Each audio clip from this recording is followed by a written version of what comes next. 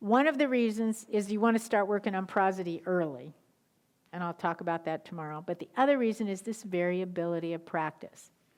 When you go, all right, tell me, Mom, Mom, Mom, Mom, Mom, Mom, what are you changing? So can you yell that out? Meaning. Oh, you're changing the meaning, but think in terms of motor planning, specification, what am I changing? Force. So what do you have to do to change force? Intention. What do you have to do differently? Recruit. More words. I need more words. You got it. You got different parts of it. I am changing the movement specification, especially for the respiratory and laryngeal muscles. If I need more subglottal air pressure, I'm going to have to get those intercostals to move differently and go back in more. I have to get the diaphragm to come up more so I can be louder. Mom! But if I want to be really soft, I have to reduce the recruitment of upper motor neurons so that I don't recruit too much pressure, right?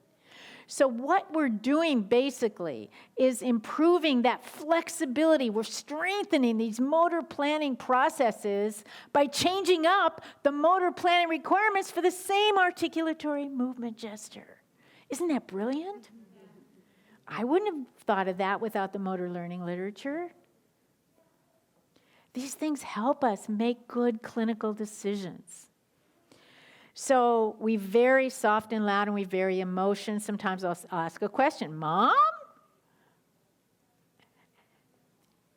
The other thing, though, when you're in the bisyllables or multisyllabic words, you also are getting practice with lexical stress, like bunny, bunny. Good, tell me, bunny? So you still get the right lexical stress, but you've also added this extra layer with the final intonational rise, right? Bunny? So you're changing the duration of the movements.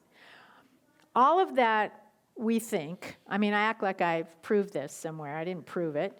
That'll be up to Maria and other people that do the speech science stuff. But I think what we're doing is, and if I read the motor learning literature right, what they're supposing is happening is that we're strengthening this efficiency of the motor planning and processing, the motor programming and movement specification by changing up the requirements for the same articulatory output.